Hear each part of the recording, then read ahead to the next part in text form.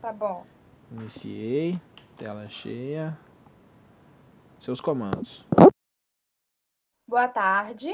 Agora daremos início à nossa apresentação do trabalho interdisciplinar. O tema do nosso grupo é o impacto da urbanização na ocorrência de desastres em Belo Horizonte e estudo de caso da bacia do Córrego Cercadinho. Os componentes do grupo sou eu, Ana Luísa Abraão, Gabriele Barbosa, Thales Henrique, Tiago Martins e Yuri Martins. O nosso sumário ele foi dividido da seguinte maneira: primeiramente, uma introdução, depois, o referencial teórico, a caracterização da área de estudo, o nosso estudo de caso, por fim, as considerações finais e as referências bibliográficas. O presente trabalho, ele tem como abordagem principal os impactos que esse processo de urbanização proporcionou na ocorrência de desastres ambientais.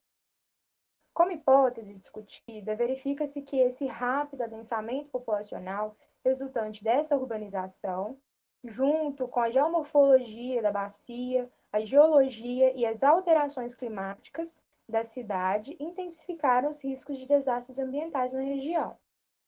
O objetivo geral é analisar o risco de inundações na bacia. Para isso, foi necessário descrever a morfologia e investigar a influência das variáveis do microclima em Belo Horizonte em relação à ocorrência desses desastres. E, por fim, compararmos estes acontecimentos referente às últimas 3 décadas. Também realizamos mapas de população, geomorfológicos, mapas de uso e ocupação, análise de cartas sinóticas, realização de gráficos, tabelas e utilizamos também fotografias aéreas e imagens de satélite. Como referencial, temos o conceito de urbanização, 2011, Ferreira 2008 e Santos 2005. De risco, temos Marandola 2004 e Spink 2001. Já para desastres, temos Kobiyama 2013, Tominaga 2009, Castro 2007. Nos conceitos de inundações, enchentes e alagamentos, utilizamos Braga 2016, Souza 2012 e Oliveira. Para a bacia hidrográfica, utilizamos Florenzano 2008, Guerra e Cunha 1994. E por fim, no conceito de clima urbano, utilizamos Labac e Santos 1996 e Monteiro 2003. Agora então, daremos continuação na apresentação com o nosso colega Yuri sobre a caracterização da área de estudo. Boa tarde a todos. Como já disse minha colega Ana, eu vou tratar sobre a caracterização da área de estudo, começando sobre a geomorfologia e geologia de Belo Horizonte. Belo Horizonte possui a maior parte do território situado na Depressão Belo Horizonte, que está dentro do quadrilátero ferrível. Dentro da área da capital encontramos terrenos granito-gnáceos e rochas do supergrupo Minas. Mais especificamente sobre a bacia do Córrego do Cercadinho, como podemos observar aqui no nosso mapa, tanto a localização quanto a geologia, em relação à geologia, a gente encontra Formação Cercadinho, Formação Gandarela, Grupo Sabará e Granitos Guinais. Essa diversidade se dá principalmente pelo fato dela estar presente ao sopé da Serra do Curral. Já em relação à geomorfologia, fizemos uma análise morfométrica da bacia, pois ela nos ajuda a entender o comportamento da bacia em relação à sua propensão a eventos de inundação. Para isso foram utilizadas as seguintes variáveis, como está aqui na tabela, que são número total de canais, área da bacia, área círculo igual perímetro, comprimento do canal principal, comprimento vetorial do canal principal, comprimento de todos os canais, comprimento da bacia, altitude da nascente, altitude da foz, amplitude altimétrica. Fator fórmula, índice de circularidade, declividade do canal, declividade da bacia, sinuosidade, densidade de drenagem, relação relevo e densidade de confluências. Após utilizarmos todos esses dados, concluímos que a bacia naturalmente possui baixa propensão a inundações. Em relação à caracterização climática, os principais sistemas atmosféricos que atuam no município de Belo Horizonte são anticiclone subtropical do Atlântico Sul, anticiclone subpolar do Atlântico Sul, a zona de convergência do Atlântico Sul, os sistemas frontais e as linhas de instabilidade. Na classificação climática de Köppen e Geiger, o clima de Belo Horizonte é classificado como CWA, que seria um clima temperado úmido, com inverno seco e verão quente. Desculpa. Uso e ocupação do solo de Belo Horizonte. Quando se trata do uso e ocupação do solo, tratamos também do equilíbrio ambiental que está ligado com a qualidade de vida e buscamos tal equilíbrio o planejamento urbano é necessário, para que não aconteça ou intensifique o risco de desastre por conta do mau uso do solo. Essa frase foi dita por Canepa em 2007, explicando um pouco para ele o que seria o uso e ocupação do solo. Um dos principais impactos ambientais causados pelo avanço da urbanização é sobre o sistema hidrológico, através da canalização de rios, impermeabilização dos solos por meio de construções e asfaltamentos que acabam modificando o sistema de drenagem, gerando assim um desequilíbrio ambiental. Entretanto, apesar do conhecimento de importância desse equilíbrio, homem e solo, muito pouco tem sido feito para melhorar as condições de infiltrações nas cidades brasileiras. Nesse mapa vemos todos os bairros presentes na bacia do Córrego do Cercadinho, sendo, na nossa visão principal, o bairro Buritis, sendo mais populoso e mais verticalizado, que está representado aqui no mapa pela cor rosa. Desculpa. Agora o plano diretor. A fim de amenizar os impactos consequentes do assentamento urbano, foi então criado o plano diretor, que seria a Lei Municipal número 11.181 de 2019, de política urbana, responsável pela estruturação e desenvolvimento urbano da cidade, contemplando o meio ambiente, os espaços urbanos, o espaço urbano como um todo, tratando tanto de espaços públicos quanto privados. Além do plano diretor, existe também o plano regional, que tem como objetivo atender uma política territorial de planejamento e gestão urbana no âmbito local, sendo cada regional, as 9 regiões de Belo Horizonte, cada uma tem seu próprio plano regional. A seguir, falaremos sobre o estudo de caso que será feito pelo nosso colega Thales. Obrigado, boa tarde. Quando iniciamos nosso estudo de caso, identificamos uma série de riscos naturais ligados à bacia, em que destacamos os escorregamentos dentro do bairro Buritis e as inundações. Os escorregamentos, dão principalmente de acordo à faixa litológica ao qual o bairro está embasado e a alta declividade que o mesmo possui. Tá? Dentro desse mapa, vemos nas cores mais quentes os locais mais declivosos e as cores verdes, os mais planos que temos dentro da bacia. Em 2 pontos, logo após a alta declividade, ainda dentro do bairro Buritis, são bem planos e que foram especificados dentro do nosso trabalho. Esses 2 pontos, eles tendem a acumular sedimentos das declividades anteriores, da faixa litológica anterior, e, além disso, eles são os 2 únicos pontos da bacia e o rio corre em subsuperfície, ou seja, ele está canalizado. Que seriam a Avenida Engenheiro Carlos Goulart e a Avenida Mário Werneck, que se inicia no ponto com a rua Mário Herbert Suretti. Essas 2 imagens apresentam placas de risco de inundações que foram dispostas ao longo das 2 avenidas. Na primeira imagem, vemos o McDonald's, que corre sobre a Avenida Mário Werneck, sobre a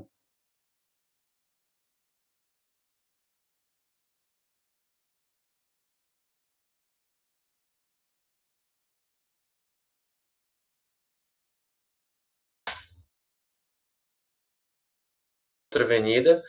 E no segundo ponto, logo após o Parque Anjo Pio, que dá início das nascentes, o segundo ponto em que o rio começa a ser canalizado. Passar. Nessa imagem, apresentamos a localização das 2 estações meteorológicas que utilizamos de análise de dados climatológicos. A primeira se dá dentro do bairro Buritis, que é a estação Cercadinho, numa área verde protegida e preservada por conta das nascentes próximas ali. A segunda se encontra no bairro Cinquentenário, que é a Estação Palmeiras. Ela representa a Regional Oeste como um todo. E por conta da diferença das duas, tanto em distância quanto de localidade, tivemos dados diferentes. Passar. A primeira estaria próximo ao número 2, a região 2. É uma área verde bem alta. A segunda, num ponto mais baixo da bacia, estaria entre o ponto 5 e 6 e apresentaria uma área mais urbana. Por conta desses dois dados, por conta dessas duas bacias, nós encontramos dados diferentes, tanto em temperatura quanto em umidade. E é muito bem falado no nosso trabalho, por conta do fenômeno de ilha de calor e como que o microclima da bacia pode ser alterado entre as duas estações. Durante os dias que foram analisados, percebemos uma temperatura média na parte da manhã, uma temperatura entre os dias mais diferentes durante o da tarde, mas à noite, no fim da noite, uma temperatura sempre equilibrada. Esse nosso gráfico demonstra a umidade relativa do ar entre os dias de ocorrência de maior chuva dentro da bacia. Posso destacar os dias 23, 24, 27, 28 e 29, os únicos dias em que, entre os três horários analisados, que seriam 12 horas Lu, 18 horas Lu e 24 horas Lu, em que a umidade tanto da bacia Palmeiras quanto do cercadinho apresentaram valores muito próximos. E esses dias condizem com os dias de chuva máxima da bacia. A direção do vento tem muito a dizer para a gente sobre qual foi o motivo daquele grande número de chuva que tivemos na capital naqueles dias. Se vocês perceberem, do dia 23 ao 25 e do dia 27 ao 29, nós percebemos que a direção do vento estava de noroeste para sudeste, de noroeste para sul. Então, estávamos recebendo influência da ZECIT, do nosso centro de baixa pressão. De passar. Nós falamos um pouco mais no nosso trabalho, tanto da direção do vento, quanto a velocidade do vento, da umidade e da temperatura.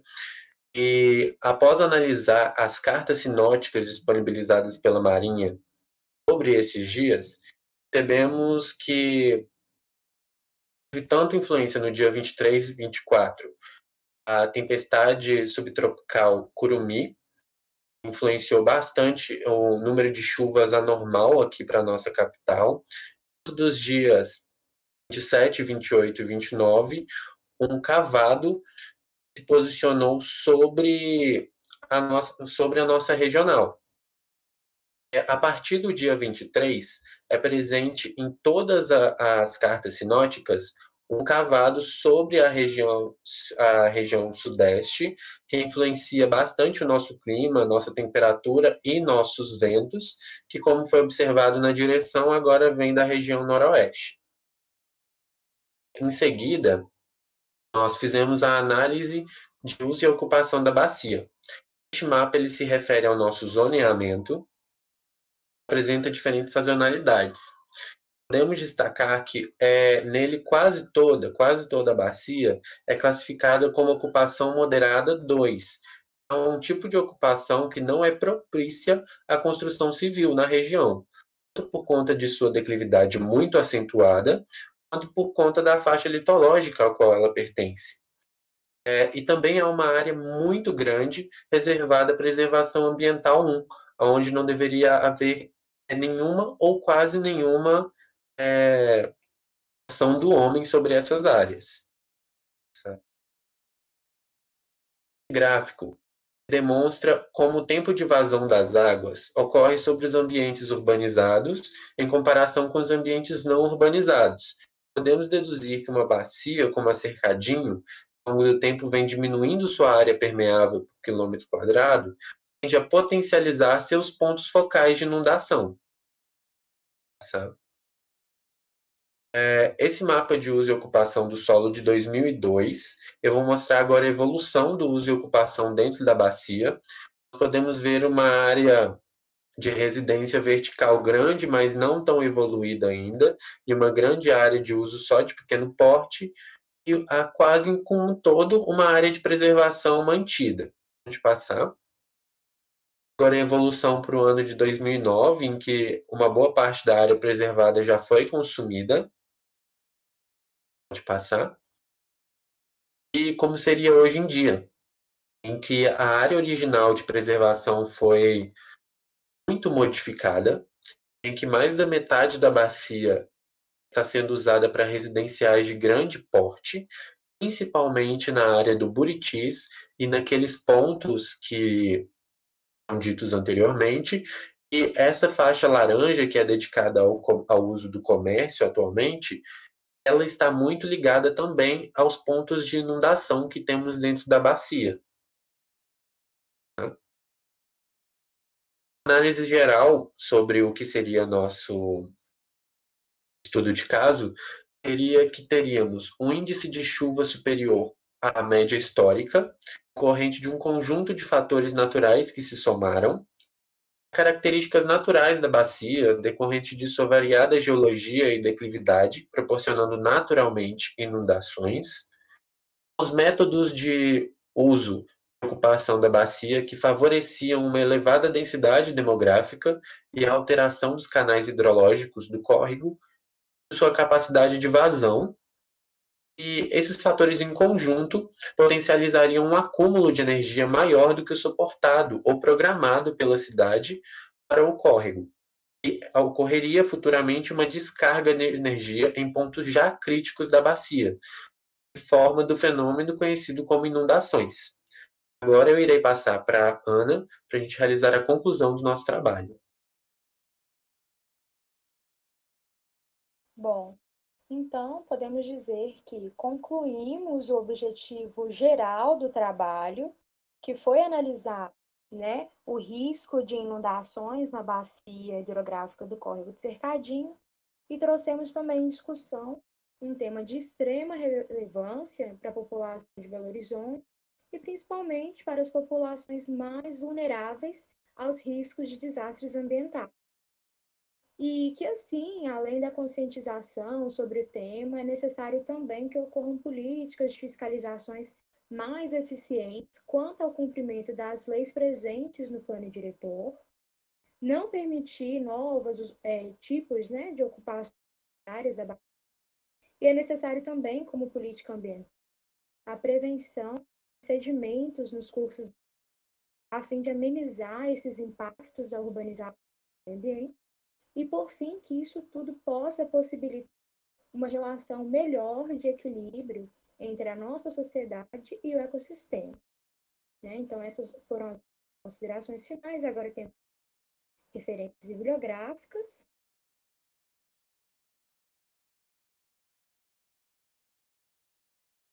E gostaríamos, então, de agradecer e espero que gostem da apresentação.